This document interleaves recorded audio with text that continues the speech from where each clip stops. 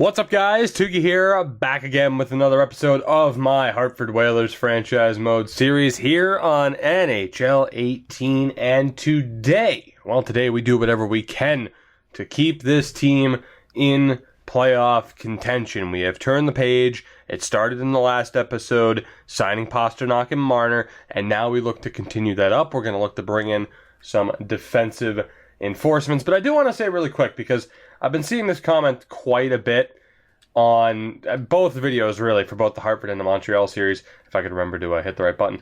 When it comes to looking at the draft class, right, I understand why people want me to do so, but I've mentioned before with the scouting and how inconsistent the scouting is, that it's just not that reliable.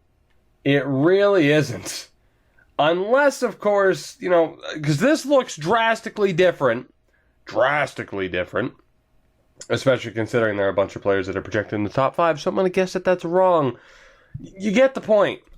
I mean, you have all these players that are projected top 5 and all that. I mean, these players aren't all going to be exact elites.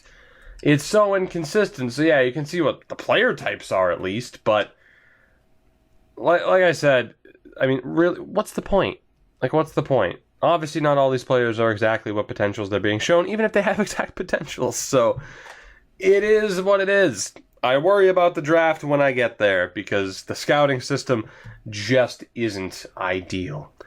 Anyway, getting into this episode. Now, of course, I mentioned that defensive reinforcements are on their way. Now, there was a thought that maybe giving up on Jorgen Ekholm would be a good idea, because there's no guarantee that he's going to improve all that quickly. And it's an idea that I've definitely considered. I mean, the main player we'd be moving him out for would probably be Ryan McDonagh, maybe TJ Brodie. And obviously that would help right now. That would help, and it would help us get closer to our goal of being playoff contenders sooner rather than later. But obviously, it's a decent player to give up. So it is a fairly tough decision. But, I mean, if the goal here, we're currently listed as hopeful, if the goal is to really just start going for it, then perhaps it's not the wrong decision. We have an 86 overall goaltender. Forward-wise, of course, we're looking all right, particularly with those 4 top players listed there. Why bother waiting for Ekholm to improve when we can improve right now by trading him? And that is exactly what we're going to look to do. And again, I think I'm going to go for Ryan McDonagh rather than Brodie. Now, he did sign a 3-year deal, just under $6 million. And where the hell was Brodie? I cannot remember. He should still be on Calgary, that's right. I keep thinking that it was a fantasy draft. It wasn't. Brodie, 1 year younger, 87 overall, making 4.6 for 1 year. So Brodie's in line for a pay increase anyway. So I'm more comfortable with sending Ekholm to New York. You got to remember, too, we're in the Western Conference, so I really don't want to make a deal with Calgary. We started the series before the division realignment option was added into franchise mode. So let's make a blockbuster deal, shall we? Now, they want Ekholm as well. I'm not sure if we're going to be able to get any other draft picks involved here. Obviously, I'm going to try. The Rangers don't want to move any important picks. They're not looking like a very good team this year, but we'll see what we can do. I'm going to start off by adding a 3rd and a 5th. If that goes through, I'm okay with it. Will they accept? No, they won't. How about just the 3rd? Still no. Okay, so we are fairly close in value to begin with. How about a 4th and a 6th round pick? Just a bit low, and you know what? That's fine, because again, we have quite a few draft picks in the 7th round. We can start to give them up until they accept. It's going to take at least 2, which I am okay with. Again, is this an incredibly risky deal? Yes, it is. But will it pay off? Will it pay off? Could it pay off? It just might. And to me, that makes it worth it rather than waiting for Ekholm. Of course, much like with another series, say like rebuilding Hockey Town, we ended up getting better players sooner than we expected to, and that has kind of changed the course of this series. Will this deal go through? No, it won't. You know what? I'm cool with that. I need to get rid of as many of these 7th rounders as I can. Will that go through? Still no. Really? I mean, I'm cool. Like I said, I'm cool with it. I got to trade these anyway, but I'm pretty surprised. Ekholm and 4 7th-round picks for Ryan McDonagh, a 4th and a 6th? Still no. Wow. I'll just do that then. How about McDonagh in the 4th for Ekholm in the 7th? And there you have it. There you have it. It is a gigantic risk to give up a prospect like that, but we have added Ryan McDonagh to the team, and we'll see if it works out in the long run. However, we are not done yet. There was the talk of Travis Hamonic or Jared Spurgeon being added to the team, and of course, if you look at our defensive situation at the moment, we do want to give Carlson and Polka time, but I think I'd rather have them as the 3rd pairing. I think I'm going to go after both Spurgeon and Travis Hamonic. 3 major additions to our defense, which means Pulock, Nesterov, they're gone. We keep Joe Morrow because we have to. And legitimately, we are pretty much going for it at that point, aren't we? I mean, offensively, we still have some weak points. But, I mean, cap space-wise, we're good to go. Because now we won't have, after this, next year, we won't have to sign, Joe Morrow or Dadonov to those particular type of deals. We are going to turn this team into a contender much sooner than you would have expected. And to be honest, I mean, I could go, both are 29 years old. Gardiner gets paid a little bit more. How long is Gardiner's deal for? 2 years? I mean, let's see. Obviously, the better offensive option and the more physical option is Travis Hamonic. Now, we do have Ryan McDonagh. I mean, I'm getting both of them. Actually, I'm getting Hamonic and... I'm getting Spurgeon as well. So I can't help but think maybe adding Hamonic for the PK wouldn't be too bad of an idea. But he's not that much better than Gardiner defensively in the game. He's just a more physical player. So it might just be worth adding Jake Gardiner anyway, who does have 14 assists. Hamonic has 12 points, though. So think, we'd have McDonagh, Brodin, Gardiner, and Spurgeon. I'm going to go talk to Minnesota first because I need to make up my mind in regards to what defenseman I'd prefer to trade for. But I know for a fact we are going to get Jared Spurgeon. And we'll see what we can manage to do that for. I'll try to give up Ryan Pulock in the deal. And as well, is there anybody there interested in acquiring? And I do want prospects, which could be helpful. Let's say Popovich, the Canadian, that we can't sign this year. Popovich and Pulock. And we're looking all right. Might take one more player. Could use Vorobiev. 20 years old, only a 58 overall. Yeah, that might not be the worst idea. That might not be the worst idea. So Popovich. Actually, 2 different centers, so maybe not. Maybe we go for... is Isbister Canadian? He's American. All right, so I could sign him and Ginning if I needed to. Both are currently unsigned. That is going to change in a minute. We have Phil Crosby. I mean, I'd say Isbister or Ginning then. Either or, really. I guess I'm going to give up on Isbister. So, a decent defenseman to immediately replace Spurgeon, a forward prospect, and a defensive prospect. How close is that deal to going through? I'm going to safety net it with a 4th and a 6th, just to make sure the value is good, and I had a feeling it was close. My voice starts to give out because it's 90 degrees in this room. Jared Spurgeon, welcome to Hartford. Welcome aboard. Glad to have you here. And suddenly, the situation has changed. Now again, Gardiner or Hamonic? That is the question. I mean, either is a really solid addition to the team. I just think the benefits of getting Jake Gardiner. I mean, he's so much better offensively, and Hamonic is only slightly better defensively. I'm going to go with Jake Gardiner just because of the offensive upside. Now, of course, they also are willing, and yes, I know I still have a good prospect in Boulis, but we are going to hold on to him for now, right? I mean, we've already given up our best defensive prospect. Let's not give up our best forward prospect, too, as long as we don't consider the other guys prospects anymore. But as far as who we're going to have to give up to make this happen, we will add...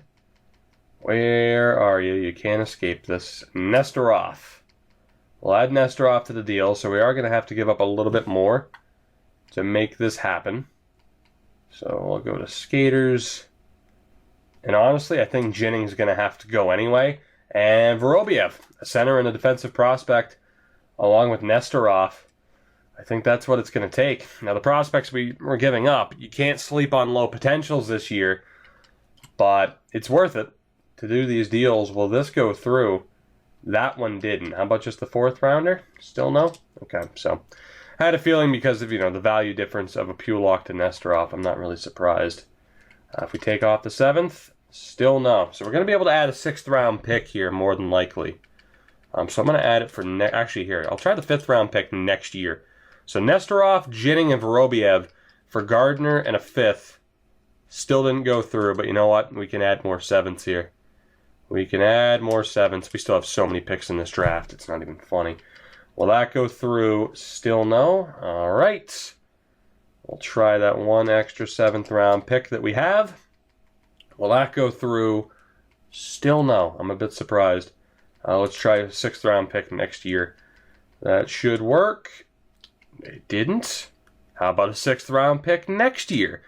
I mean, I'm getting something else from the Islanders. I'm getting a pick. It's going to happen. It's not going to happen. What if I take out the sevenths? Will that go through straight up? No, it won't. All right, let's add those picks back in. The Islanders are being a little bit difficult. No surprise there. I'll just add both sevenths right back. That should go through, and indeed it does. Jake Gardiner, welcome to Hartford. The team has changed. I am going to send down Joe Morrow. Actually, I can't because we'd be below the cap. But he's going to be a healthy scratch then for the rest of the year. Again, forward-wise, for now, we're good. We could still look for additions if we really wanted to.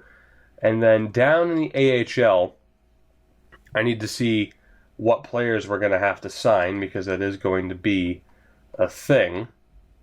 Let's see. Actually, those lines are still looking good, which is nice, actually, with the exception of Shore and Brown. And then defensively, we have McDonagh with Brodin, Spurgeon with Gardiner.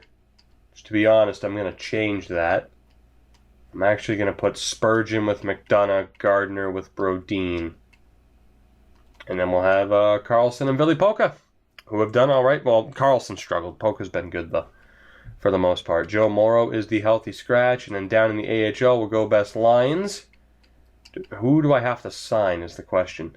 So we still have Vishnevsky and Sereda. So I need one more forward and one more defenseman for depth purposes. Down in the AHL, so we'll go take a look at some of our unsigned players just to, fill that role within the organization itself. And just like that, we go from the hopeful tag to the champion tag. And really, we didn't give up. We didn't give up a whole hell of a lot. I mean, we obviously gave up some players, but for the most part, it was a pretty fair deal.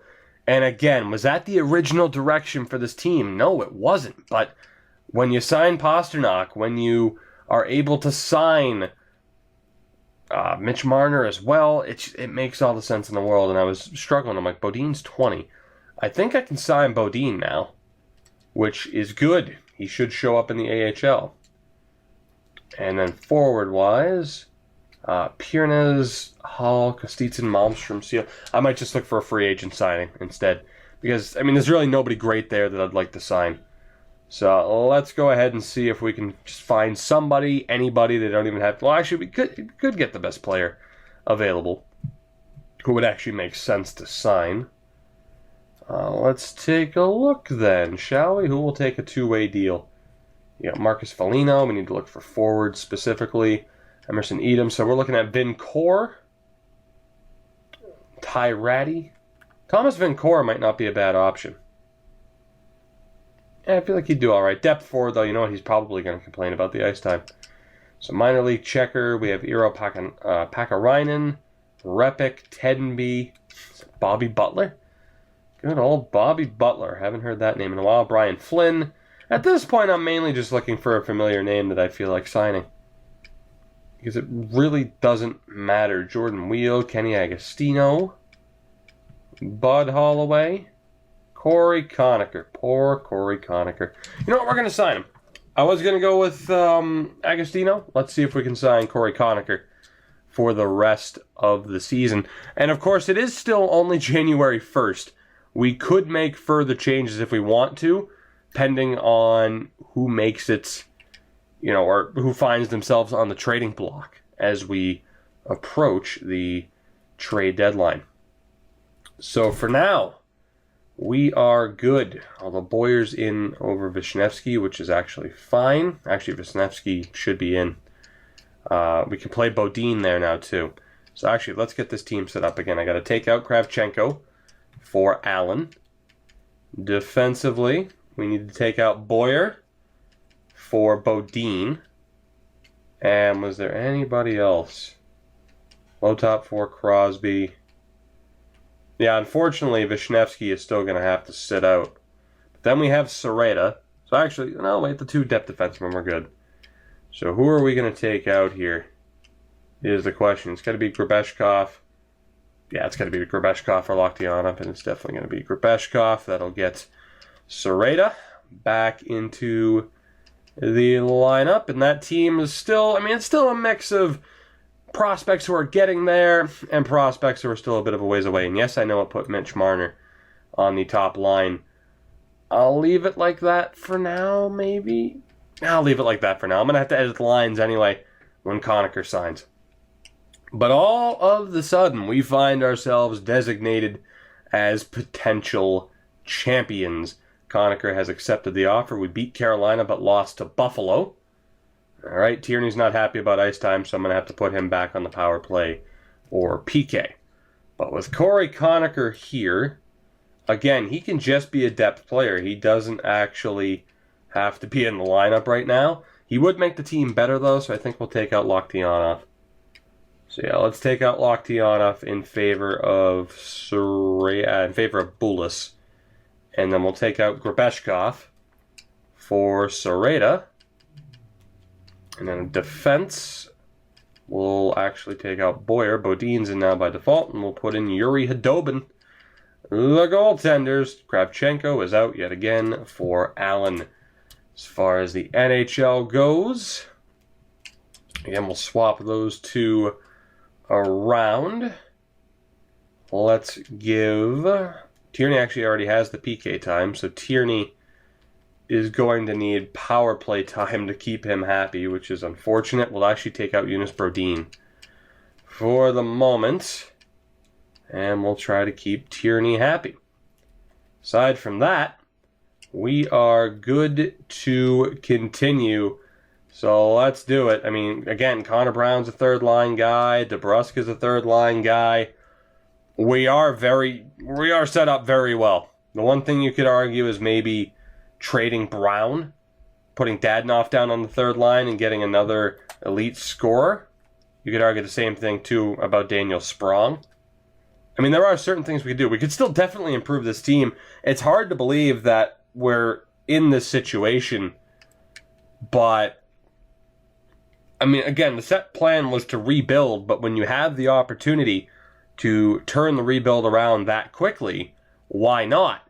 We ended up with all of those draft picks. We're still a bit of a ways away from the deadline, too. Let's go ahead and sim to February.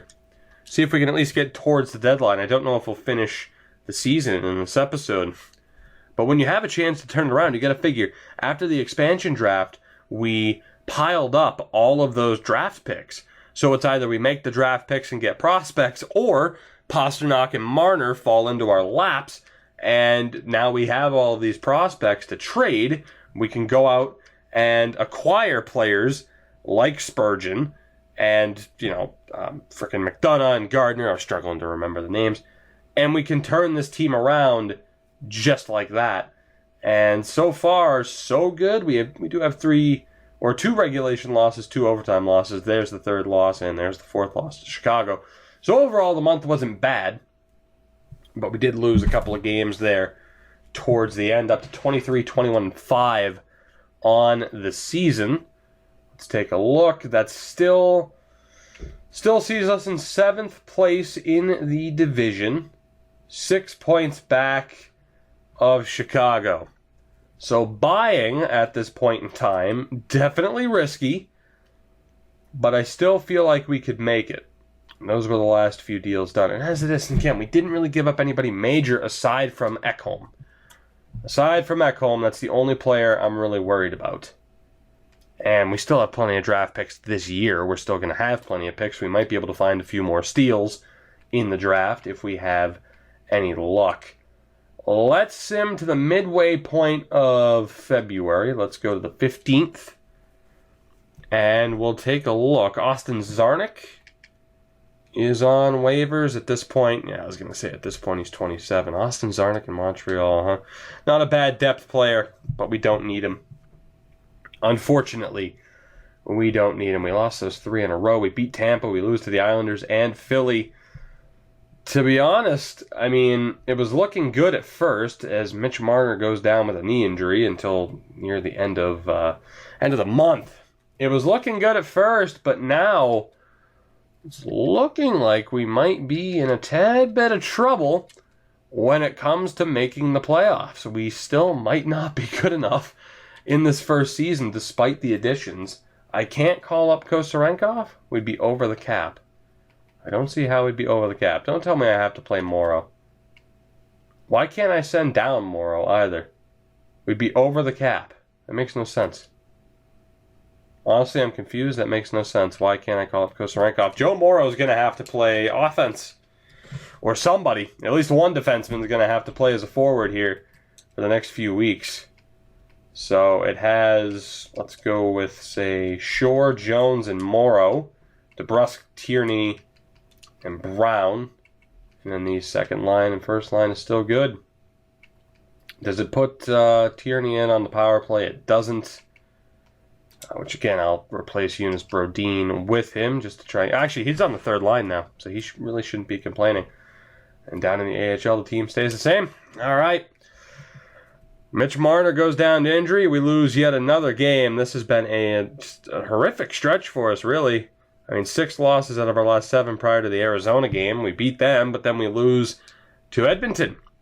So I don't even know if we're in 7th anymore. We might be lower. No, we're still in 7th. But we're now 9 points back of Nashville. We are 9 points back of Nashville. That is horrifying. And to be honest, we may just end up selling. And that's one of the things I was going to talk about in this episode is the idea of signing Pastrnak or Marner to an extension. We probably will. I don't think we're going to trade them, but I mean, the thought of selling now at this point kind of has to be brought up, doesn't it? 8 points back of Minnesota, and they're not even in a wild card spot. We managed to buy, but now we're looking at potentially having to sell. And we do have 2 moves, both involving New Jersey. They acquired Mike Hoffman, Cody Ceci, and a 6th for 2 first-round picks. They also acquired a 1st, 2nd, and a defenseman for Justin Schultz and Jussi Jokinen. So selling on one hand, getting a first-round pick from Montreal, but then moving that pick along with their own to acquire Mike Hoffman. Impressive dealing from the Devils. I'm intrigued.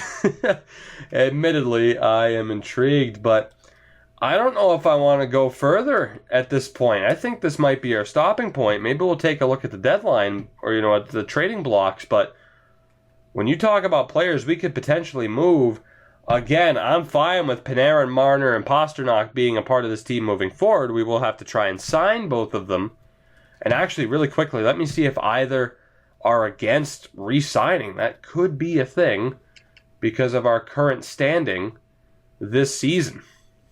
So let's take a look here. If we can even afford to sign either guys because of the deals we have. Now, both are willing to re-sign, which is good. And I will have the cap space to sign them. So that's good, at least. I can definitely re-sign them, and we'll be good to go on that front. But what do we do at this point with the defenseman that we just acquired? Again, Artemi Panarin having a great season, as you'd expect. Nolan Patrick's doing well. Pasternak's doing well. Dadonov hasn't really done anything for us, and to be honest, again, this is going to be his last season here. We're not going to need to sign someone to that money total, and that means, Tierney can at least be on the third line regularly, like he should be. Burakovsky's doing well.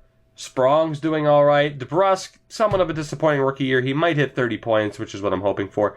Tierney hasn't done much offensively, but I don't expect him to. And then you have Connor Brown, who's doing all right, 27 points. Max Jones having a bit of a rough rookie year, sure. Don't really expect anything out of him offensively. And then, of course, the injured Mitch Marner is doing okay, not tremendous. Defensively, though, that's the question. What do we do with this team? Do we keep the team together in hopes that next year is our year? Or do we sell for picks? Again, the situation is consistently changing. The goaltending's been a bit disappointing, particularly on Joonas Korpisalo's part. Down in the AHL, we're still in a good situation with some of the prospects we have. Still offensively, Sereda and Bulis, mainly Bulis is still here. This is going to be our stopping point because we have different options yet again, and I want to hear your input. I want to know what you guys think. What do we do? Do we keep this team together? Or do we blow it up a little bit and look to retool and rebuild to be competitive next season? Because at this rate, we're not on pace to make the playoffs. 55 points in 56 games. You could talk about adding certain players. But I'm not entirely sure what the right idea is. 25th in the league. The Rangers are dead last. So, at the very least, we gave up the extra picks. That first round pick for the Bruins, it's looking all right now. Tough to say how we should approach the rest of this season. Although, if we do decide to maybe even buy a little bit more, which I don't know if we necessarily should. Actually, really, I don't even know if we should. The Bruins, by the way, are looking to get rid of our first round. The Bruins are looking to get rid of our first round pick. We could reacquire it. We could definitely reacquire it. Guys, there are so many options. I'm not even going to look at who's on the board. Could we use another defensive improvement? I'd say we're good. Offensively, could use another addition. Or do we sell? Do we hold on to the team and just prepare for next season and chalk this one up as a loss? What do you think we should do? Let me know down in the comments below. Needless to say, it is another big-time decision for this franchise. If you enjoyed the episode, you know what you gotta do to support it. Leave a like and subscribe if you haven't already. The links to my Twitter and Twitch are in the description. Follow me there if you haven't already. And until next time, guys, have a good one. Take it easy. I'll catch you later. Goodbye.